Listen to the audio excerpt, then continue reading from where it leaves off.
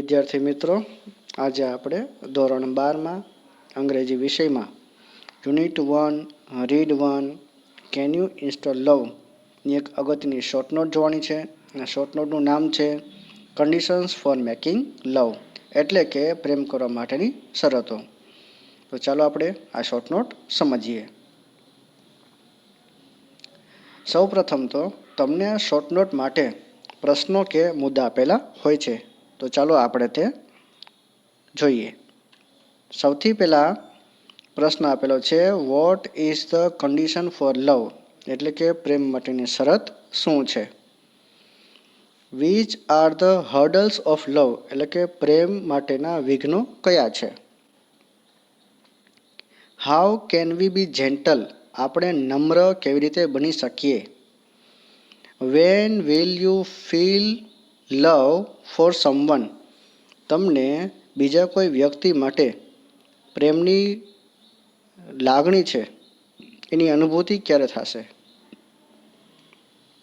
Vote will be the change to your heart after love, પ્રેમ પછી તમારા હૃદયમાં શું પરિવર્તન આવશે. What should you do for making love with others, બીજા સાથે પ્રેમ કરવા માટે તમારે શું કરવું જોઈએ. આ બધા પ્રશ્નો છે અને જવાબ લખવાથી આપણી શોર્ટ નોટ તૈયાર થઈ જશે. સૌથી પહેલો પ્રશ્ન છે what is the condition for love, એટલે પ્રેમ માટેની શરત શું છે. Love is free where yet there are hidden conditions for love, પ્રેમ એ સાવ મફતનો પ્રોગ્રામ છે, તેમ છતાં તેના માટે થોડીક જ છુપાયેલી શરતો છે.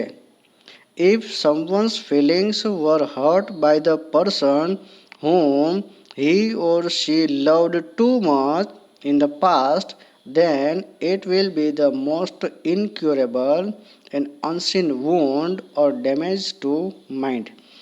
હવે જો જ્યારે કોઈ વ્યક્તિની લાગણી છે તે બીજા કોઈ વ્યક્તિ દ્વારા કે ઘવાય છે, તેને ઈજા પહોંચે છે કે જેને તે પ્રેમ કરતો હોય છે ભૂતકાળમાં, તો ત્યારે તે જે ઘાવ થાય છે મન પર તે સાજો થતો નથી અને તે દેખાતો પણ નથી. It can not either be forgotten or completely be healed even after starting new relation, અને નવા સંબંધો શરૂ કર્યા બાદ પણ તે સંપૂર્ણપણે ભૂલી શકાતો નથી કે સાજો કરી શકાતો નથી, તેની સારવાર થઈ શકતી નથી. ત્યારબાદ જોઈએ બીજો પ્રશ્ન છે which are the hurdles of love, એટલે કે પ્રેમ માટેના વિઘ્નો કયા છે.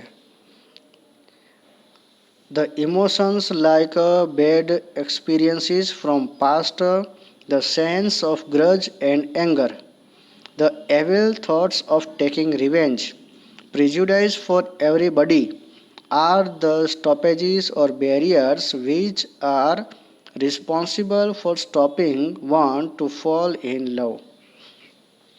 જો મિત્રો ખાસ યાદ રાખજો, આ પ્રેમ માટેના વિઘ્નો છે કે પ્રેમ નથી થતો અથવા તો પ્રેમની લાગણી આપણે નથી થતી એના માટેના વિઘ્નો, એના અડચણ રૂપ કે બાબતો કઈ છે તે જોઈએ. The emotions like bad experiences from past, ભૂતકાળના જે ખરાબ અનુભવો છે તેની લાગણી.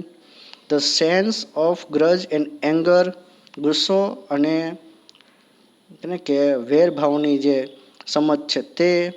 The evil thoughts of taking revenge, બદલો લેવાના દુષ્ટ વિચારો. પ્રિજુડાઇઝ ફોર એવરીબડી, બધા માટે પૂર્વગ્રહો. Are the stoppages or barriers, અને આ જ બધાય અડચણ છે, વિઘ્નો છે. Which are responsible for stopping one to fall in લવ, કે જે બીજા કોઈ વ્યક્તિને પ્રેમમાં પડતા અટકાવવા માટે જવાબદાર છે. આગળ જોઈએ how can we be gentle, તો આપણે આમાંથી નમ્ર કેવી રીતે બની શકીએ. A person who wants to make love must forget the bad experiences which he or she had in the past.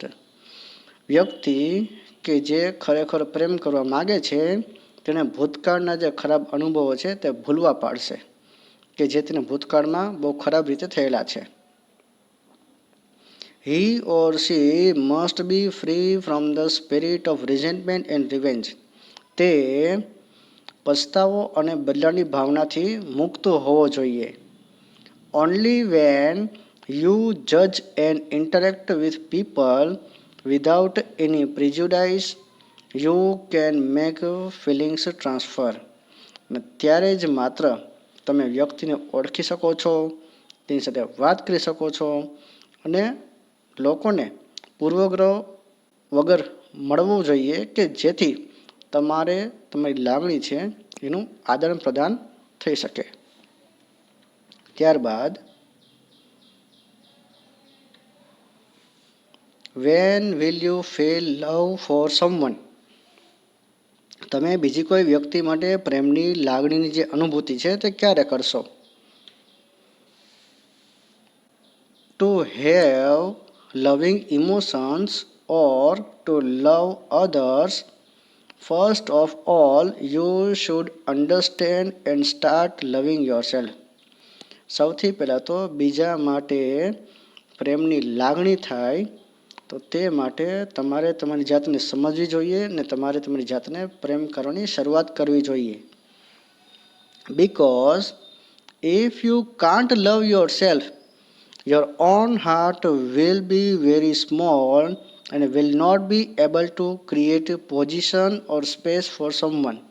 કારણ કે જો તમે તમારી જાતને પ્રેમ કરી શકતા નથી તો તમારું હૃદય છે તે ખૂબ જ નાનું થઈ જાય છે અને તેમાં તમે બીજી વ્યક્તિ માટે કોઈ જગ્યા બનાવી શકતા નથી. તો તેના માટે તમારી જાતને પ્રેમ કરવી જોઈએ. ત્યારબાદ what will be the change to your heart after love. અને પ્રેમ પછી તમારા હૃદયમાં શું પરિવર્તન આવશે તે જોઈએ. First of all the heart will feel like you are in heaven. સૌથી પહેલાં તો તમારા હૃદયને એવી લાગણી થશે કે તમે સ્વર્ગમાં છો. There will be positive thoughts throughout the mind. તમારા સમગ્ર મગજમાં માત્ર હકારાત્મક વિચારો જ હશે. And there will not be any negative thoughts in any corner of the heart.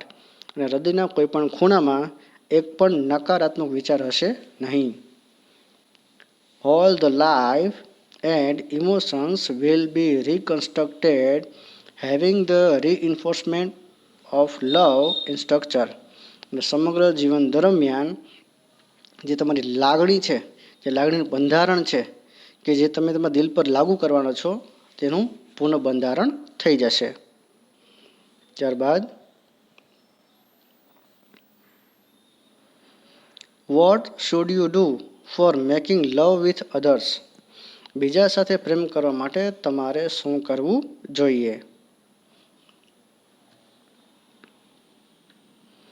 You must accept yourself, your good sides, your weak sides, faults of your and mistakes to be a generous and loving person. તો હવે શું કહે છે? You must accept your self. તમારે તમારી જાતને સ્વીકારવી જોઈએ. યોર ગુડ સાઇડ્સ, તમારા સારા પાસા જોવા જોઈએ. યોર વીક સાઇડ્સ, તમારા નબળા પાસા જોવા જોઈએ. Faults of yours and mistakes to be a generous and loving person. તો હવે સાથોસાથ તમારા જે કે વાંક છે, તમારી જે ભૂલો છે એને સ્વીકારશો તો તેનાથી તમે એક ઉદાર અને પ્રેમાળ વ્યક્તિ બની શકશો. You must accept others as they are. બીજા લોકો જેવા છે ને તેવા તેને સ્વીકારી લ્યો. And should not try to change them according to your own mindset. અને તમારા માનસિક વલણ પ્રમાણે તેમને બદલવાનો પ્રયત્ન ના કરો. Only then you will be able to make love with others. ત્યારે ને માત્ર ત્યારે જ તમે બીજા સાથે પ્રેમ કરી શકશો. તો આ રીતે મિત્રો અહીંયા શોર્ટ નોટ છે એ પૂરી થઈ છે. તમે જોઈ શકો છો તમને પ્રશ્નો આપેલા છે. આ પ્રશ્નોના અલગ અલગ જવાબ આપવાથી આપણે શોર્ટ નોટ છે તે પૂરી થઈ જાય છે. તો એક્ઝામમાં પણ પ્રશ્ન આપેલા હોય તો બરાબર સમજીને જવાબ લખવાથી તમારી શોર્ટ નોટ તૈયાર થશે. ફરીવાર નવા વિડીયો સાથે નવા લેક્ચરમાં મળીશું.